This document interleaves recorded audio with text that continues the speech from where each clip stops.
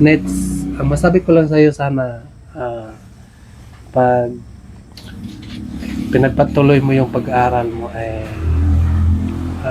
mas maganda pa yung tinulong ni Sir Paul kaysa akin, kaysa iyo. Di ba? Sa akin kasi, di ba, i-explain na ako sa inyo ano. Tinulong ni Sir Paul sa akin bilang vlogger. Dumating yung panahon na wala nang gaganahan sa akin na manonood sa aking vlog. Wala na. Kulob na yung aking kaldero kasi wala nang manonood ng vlog ko. No? Hindi tulad sa inyo. Kasi kapag makatapos kayo sa inyong pag-aral, makatrabaho kayo, kahit saan kayo, no? Dala-dala ninyo yan, yung inyong natutunan. No? So, kahit saan kayo ay makatrabaho kayo. Di ba? Kumita kayo at hindi kayo umaasa ng mga tao. Kasi, may trabaho kayo eh. Hindi tulad sa akin nga pag hindi nagaganahan yung mga tao sa akin, so wala na. No? Parang bula na ako nga nawala. Diba, Nets? Nakuha mo ba yung point ko doon?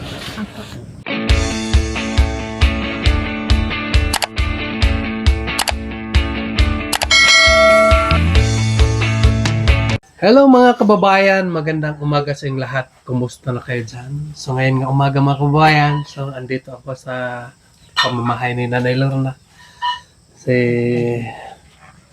update ko kayo mga kababayan nga si Ninitay andito na sa bahay ni Nanay Lorna.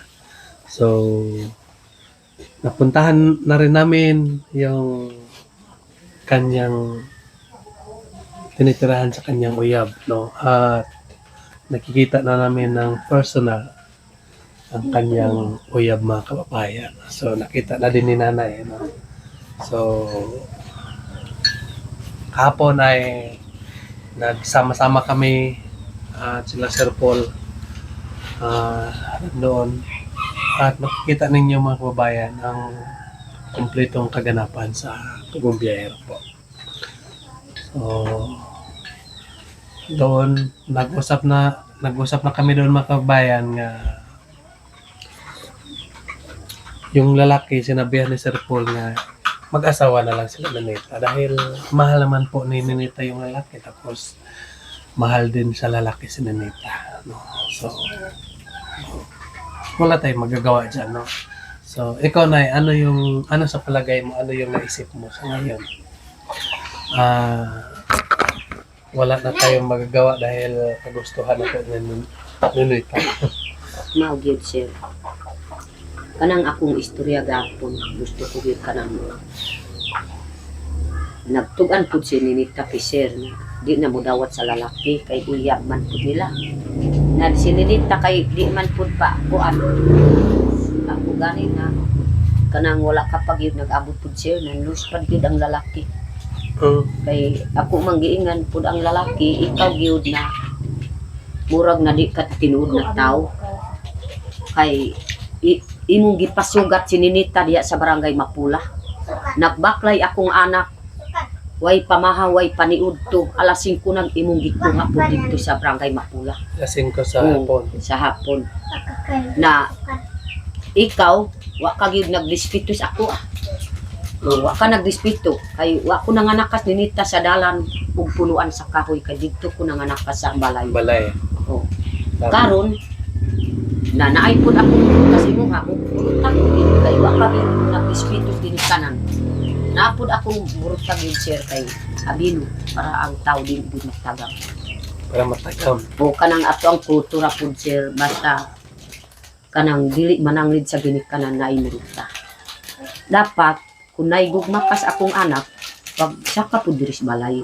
Kay para pud sir gusto ko gyud kung gipakuan ni tawagan ni Ninita ipari pud diri sa balay para ako pang maistorya ang lalaki, kay di ko gyud mahatag kang Ninita kay mo eskwela pa. Kung padayong ka mo minis akong anak, maayo pa ipakulong pa. Anak pud akong istorya pud kung dayon pud diri sa balay. Karon kay wala man ni anis balay, Karon kay nagtumo man ang duha, nawa ko gyud na murag lain pud akong pagtan-aw pud sir. Hantod gahapon nagkaon mi didto sa Panabo ingon si sir magmaniud tuta nanay. Lisod gyud mo agi ang kanon diri sa akong liog. Ingon si sir kuan unyot pag inom sa tubig para makasulod ang kanon gas imong kuan. Tutunan. Mao gyud na lahi pud akong paminaw pud sa akong lawas hantud karon. Kay tungod kini tawa gyud dispitos gini kanan. Pero unsa-unsa man na nga naitabo naman, no? So tanggapin na lang natin ang nangyari. So napamahal naman si Ninita sa lalaki. No? Iba yung umuwi siya dito nung isang gabi. Anong sabi mo? Duha ka gabi. Then, nung umuwi siya dito, nung isang gabi, di ba umiyak si Ninita, sabi mo? Ay gusto siyang bumalik doon sa lalaki. No? Kuan man to mo hilak man gusto gyud mo kuan nagtabo na gyud sa nagbukot na sa habol. Kay gusto ko gyud ako ang puguson pa balik ko ng eskwela. Kay ikaupat na kanang gahapon, ikaupat na iyang adlaw na nakaagsim Wala way eskwela. ka eskwela. Mao gyud na si Ninita mo hilak man. Pero ako ang tan-awon pud sir. Naay batasan na dili ko gyud na ako anak, mao gyud akong anak. So, Mao gyud yun ako ang ang- bawiun basta lahi ang batasan. Labi ka nang diri sa ilang-ilang, lahi pud ang mga kuan kong silosa ang lalaki, ako ang kuhaon akong anak. Pero ako ang ipasabot sa mga dato karon sa Sabado. Basta mo silosa imong anak siloso. o siloso. Dali ra ko gid kuha akong anak kay ang imong anak wa gid na nangid sa ginikanan sa babae. Mao gid akong istorya dato ko. Adlaw na Sabado siya. So matuloy sila ngayon sa Bado dito. Oh, bukuan pud diri Sabado. Mo anhi ka pud kay na may kuan. Kasi si Sir Paul ay hindi makapunta din ngayon sa Bado. Kasi may lakad siya. Punta siya ng Manila. Oo. So sabi naman niya sa atin nga siguro sa kasal ni Ninita ay magpunta siya dito. Salamat gid dakong pasalamat ki sir. Piyahiro, kamo pod sir, ug si Piking Bunga, si Unyot, si Ma'am Aya. Dako pod akong pasalamat kanang kung kasal na gyud ni Ninita mo tapok diri kay kanang last na lang pud akong anak. Tama. Ay gusto ko po, sir, kininita ka ng akong ipamilyo. Dito mi sa Panabo, ingon ko, kana po inong gipilit po ang tanawa o. Anang nagbantay lang sa restaurant, anang Bisaya gyud kay mga arangan. Dili man Kana po ang ikaw gyud na, kana ra po inong gibinyuan na kitarang luman na publita. dili man gud nay. Depende man gud sa imo kung mo na imong nagustuhan, diha ni pitik imong kasing-kasing bisag kinsa pa siya. Basta kay naigugma ka sa iya ha.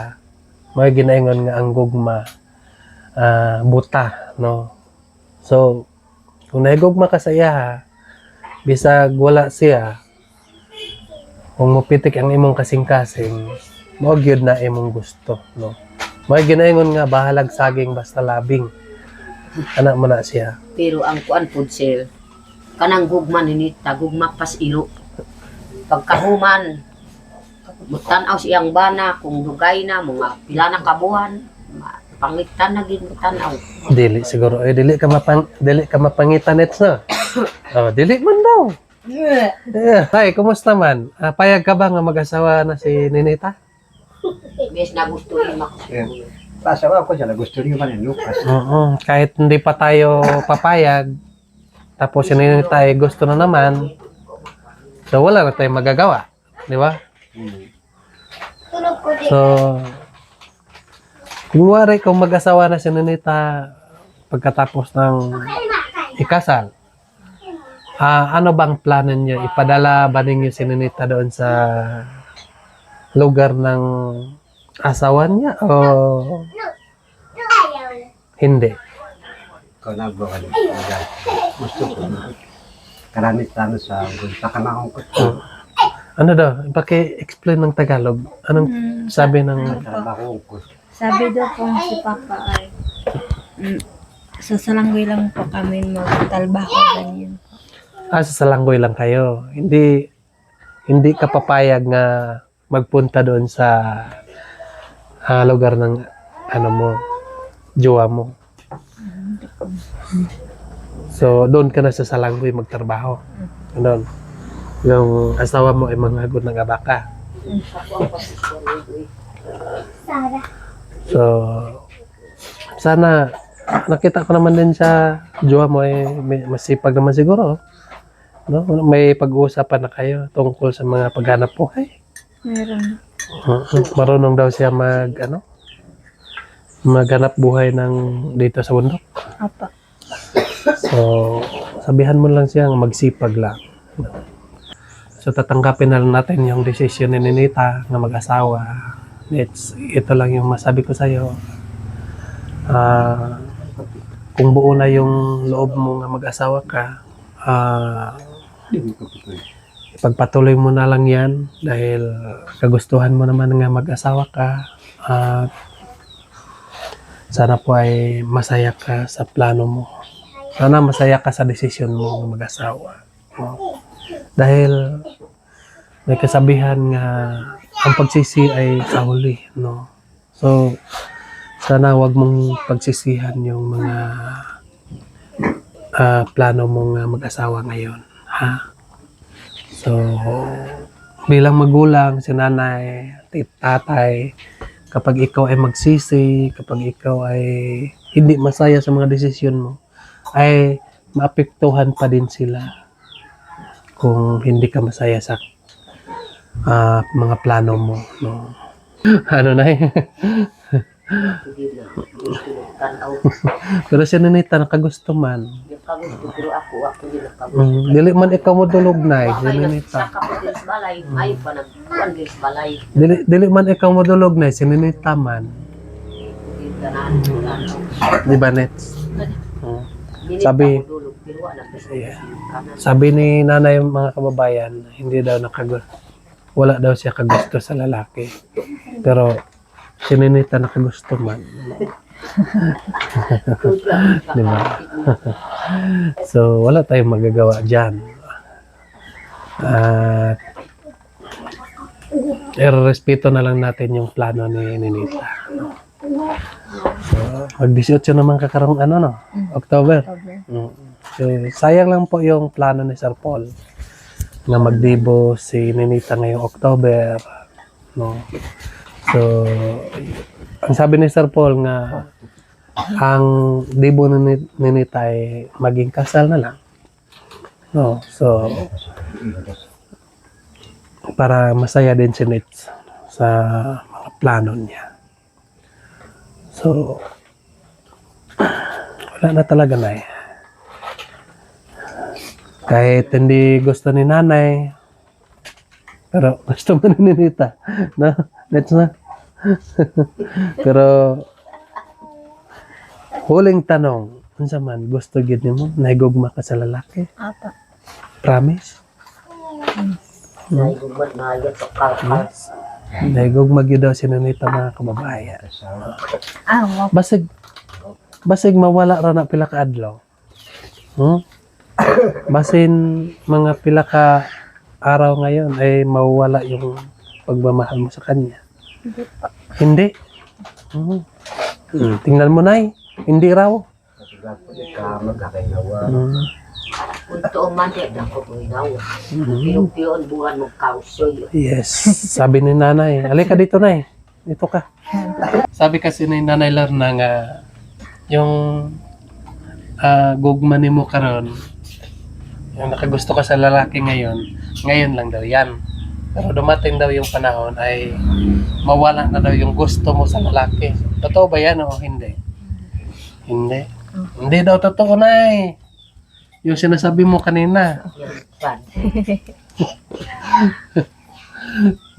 Kuha man ka, mamanata sa warin. So,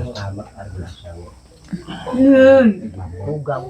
Awa nung pinawa ko sa Pumunag trabaho. Basit di mo trabaho, sir.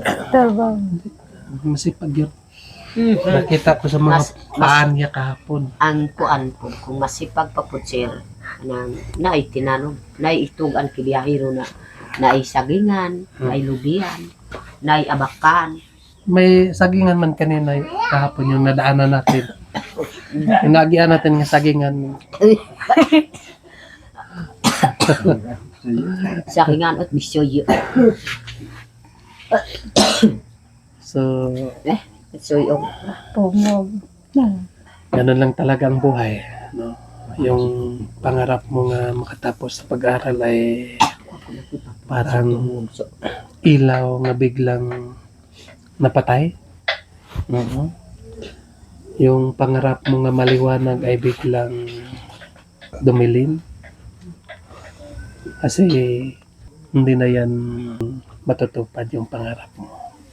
Kasi mag-asawa ka na.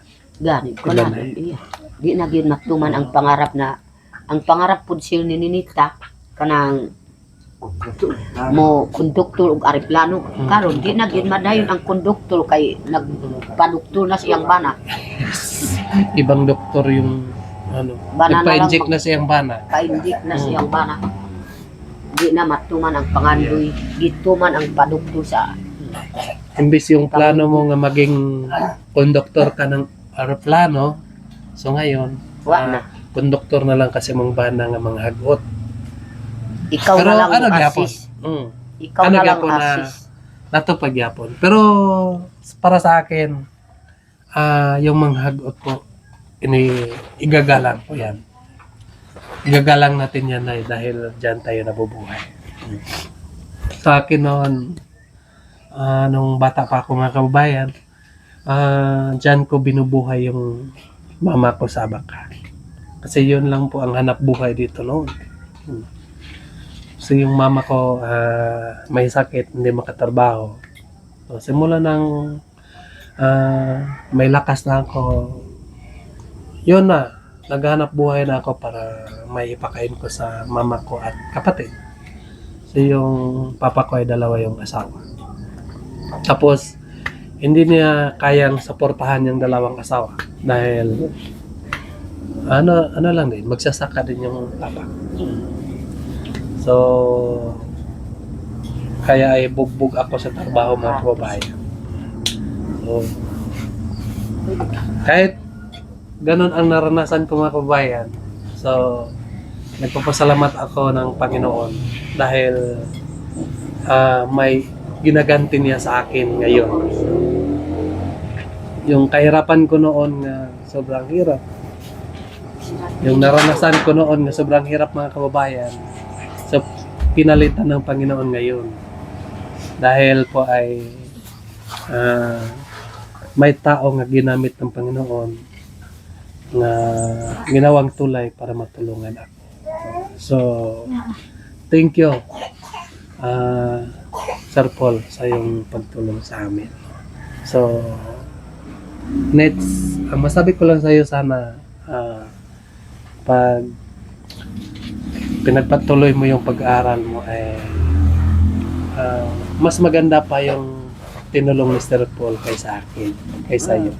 Diba? Sa akin kasi, diba, i-explain na ako sa inyo noon.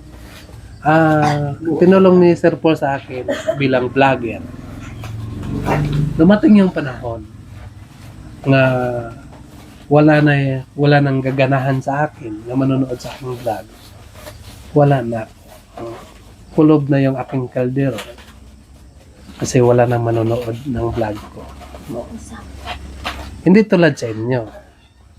Kasi kapag makatapos kayo sa inyong pag-aral, makatrabaho kayo, kahit saan kayo, no? Dala-dala ninyo yan, yung inyong natutunan. No? So, kahit saan kayo ay makatrabaho kayo. Di ba? Kumita kayo at hindi kayo umaasa ng mga tao. Kasi, may trabaho kayo eh. Hindi tulad sa akin nga pag hindi nagaganahan yung mga tao sa akin. So, wala na. No?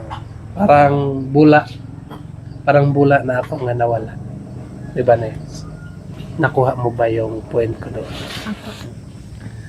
So, nagpapasalamat na lang po ako ng Panginoon at kay Sir Paul dahil sobrang bait po niya sa atin. Diba, kahit yun ang plano mo, paalis-alis ka, ilang alis ka na, lumayas ka, abot ka doon sa, saan yan? Sa Sa Cagayan. Cagayan, no? Cagayan de Oro. Mga 10 ka oras. Yes. Pero pinuntahan ka ni Sir Paul doon. Ganon kabait si Sir Paul. Wag yun ang kahuna-unas linita. Para sana isipin mo nga ganyan ka kahalaga ni Sir Paul. Dahil kahit sa malayo ka na, kahit busy po si Sir Paul noon ng time, ay ginawaan niya ng paraan, binigyan niya ng sapat na oras para mahanap ka. Dahil yung turing ni Sir Paul sa iyo ay hindi na ibang tao at hindi kamag-anak na. So, ngayon, ginagalang naman din ni Sir Paul yung plano mo. So, kami ay susuporta na lang kami sa iyo. Ito lang po ang huling sabi ko sa iyo. Dapat buo yung loob mo. Huwag ka nang tumingin sa ibang mga lalaki. Tanong ko sa iyo, Nets. Bukod sa uyab mo ngayon, may nagustuhan ka pa bang iba? Wala na. Wow! Nay, wala na daw nagustuhan ni Nita. Yun na lang daw yung nagustuhan niya. Yung uyab niya. Tinanong ko siya. Makinig ka, tanungin ka kasi nanoon ka. Nets, tanungin kita, Nets. Bukod sa uyab mo, may nagustuhan ka pa bang iba? Wala po. Oh, wala na daw, Nay. Yun na lang daw ang nagustuhan niya. Mga gugma pa sa iro. Sana. Gugma daw sa ero. Gugma pa daw sa ero, Nets. Dili tanaad. Ha? So, Nay, dili na ma-stress na. Tulad ng sabi ni Sir Paul, ano na lang, no? Punta ka na lang doon sa magtrabaho ka na doon kay Sir Paul, Nay. Para nilita, magbasol sa iyang kaugalingon. Tapos, alam mo na kapag magtrabaho ka doon kay Sir Paul, para ka nang sininita. Ganda mo na. Gan. Siya. Yung mga apo mo, ay dito lang yan. Ikaw lang magtrabaho doon. Akong ba na? Dito lang din yung bana mo. Kasi Na may mga bata po Oh. sa eskwela. ikaw magtrabaho. Kasi may sakit din yung bana mo. Tapos, malakas ka pa man, no? Walis-walis ka lang doon, sabi ni Sir Paul. Salamat yun. Dako po akong pasalamat. Mabait yun si Sylvia Hero. Tapos, yung YouTube mo kapag nandoon ka, hindi mapabayaan din. Kanang kuan po si dako po akong pasalamat na kanang si Sil murag anak na gyud sa Ginoo kay nasayop na gyud si Ninita nga numan mo tambong pag gyud si Sil sa kasal ni Ninita. Yes. Dako po akong pasalamat kay mabait gyud si Sylvia Hero. Kahit may kasalanan si... Naigugma po sa mga Ata tribe kanang dako po ang iyang mga hunahuna sa Ata tribe. Kahit may kasalanan si Nenets, pero ginawa pa rin ni Sir Paul yung kanyang tungkulin, no? Na pagyud ang maluoy po sila. Man gusto Si Ninita hindi maawa. Ano po? Hindi ka maawa. Maawa ka, hindi. Si Daddy Paul pa. Mm. Naawa. Naawa ka, pero hindi mo mapigilan yung naramdaman mo Hindi po. sa taong minamahal mo. Ganon. ko wag kaawo at pangarani no ko awa. Huwag punso. So, ayan po mga kababayan, no? Kaya ako ay madaling araw ay nandito na ako para makausap ko yung tatay. So, wala namang problema yung tatay mga kababayan. Okay naman. Pero So, ako, si nanay yung may diferensya konti. Pero, wala na siyang magagawa. Dahil, hindi naman daw siya yung tumabi sa lalaki. Sinanita naman daw. Diba? Joke lang. Oo. So, Pito at lukos na rin kamo kung kadako. so ngayon ay magpapaalam na kami sa inyo mga kabayan. So ito na yung update kay Ninita ay mag-asawa na talaga. No? So ngayon po mga kababayan, so magpapaalam na po sa inyo. Maraming salamat po sa inyong lahat. Walang sawang nagasubaybay sa aking YouTube. At sana po huwag kayong magsawang magapanood sa amin para may pagpatuloy namin ang aming mga kaganapan sa kabukiran. So abangan nyo po mga kababayan ang pagsama-sama naman ulit ng PB Team sa kabukiran. Yun lang po. God bless you sa inyong lahat. Mag-ingat ka dyan palagi. Bye-bye. Bye.